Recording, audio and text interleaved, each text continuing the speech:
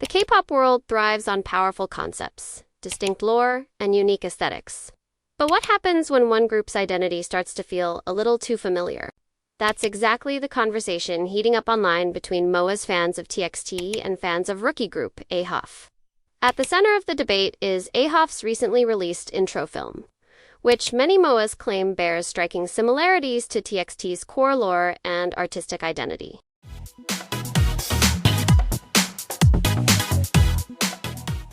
Welcome back to Hallyu Heat, your go-to destination for all the wild, inspiring, and unexpected stories lighting up the world of K-pop and Korean entertainment.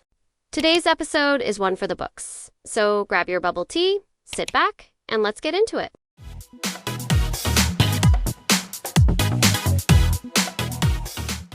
The intro film from AHOF triggered strong reactions, with MOAs pointing out visual and thematic similarities to TXT's well-known conceptual universe.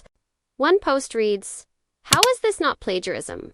It's not the fault of the group, and hopefully it can be resolved somehow. But it's heavily tied to the lore of TXT. That's why MOAs are pretty annoyed about it."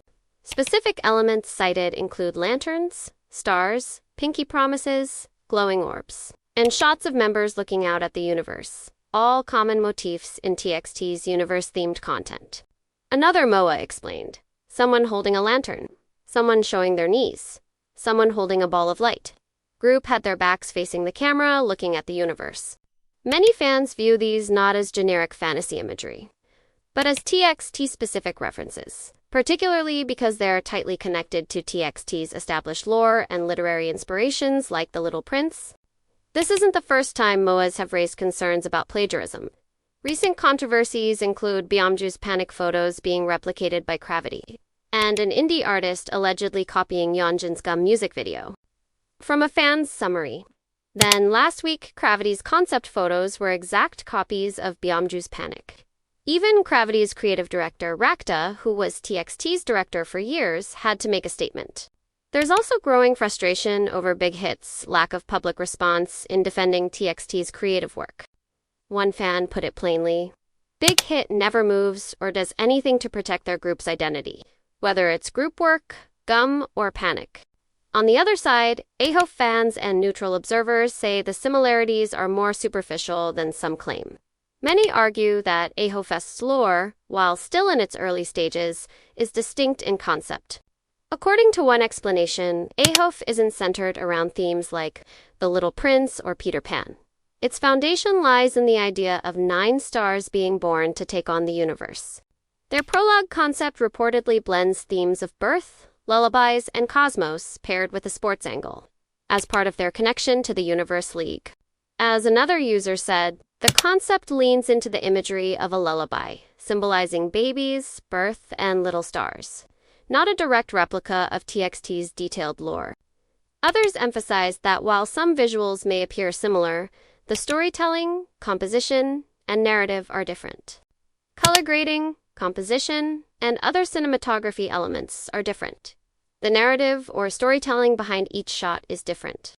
The debate is further complicated by overlapping creative teams. Many of these directors, stylists, and photographers have worked across multiple K-pop labels, often reusing themes or visual language unintentionally. It's hard to prove plagiarism, especially when they share staff members or photographers. So I can't be super angry, but it just feels like TXT's concepts have gone underappreciated. One MOA summed up the overall sentiment this way.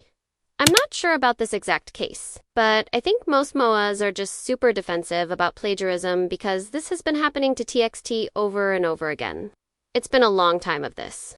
Some fans are stepping back from the noise, hoping for internal resolution between the labels, while others remain vocal in their demand for creative credit where it's due. We can wait and see if the teams resolve anything between them. I don't have anything against AHOF, but I also don't think there is anything wrong with being upset. Ultimately, what this reveals is a deep care fans have for their groups, for their stories, their identity, and their originality. Whether this case is inspiration or infringement, it's a reminder of how much visual storytelling matters in K-pop.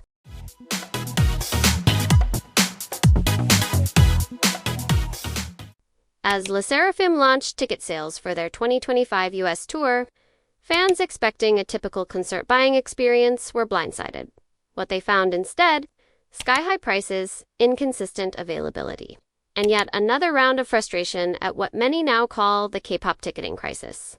One Chicago fan wrote, "There were still a few tickets left in different sections of Wintrust, but all of them, no matter 100s or 200s, platinum or standard, were all selling at $710.95. While some cities had tickets starting around $98, prices in key markets like Chicago and Los Angeles ballooned rapidly, with standard seats and upper levels costing over $600. In LA, the only available standard tickets are $673 in the highest section. Sorry, kids, not going at that price," one fan posted. Fans are pointing to dynamic pricing as the main culprit, a model used by platforms like Ticketmaster that raises prices based on real-time demand.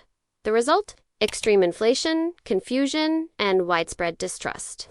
Dynamic pricing kicked in very quickly, even for the cheapest seats. A fan said about J-Hope's solo tour, "I panicked, bought an overpriced ticket, then saw much better seats available for face value a few days before the show."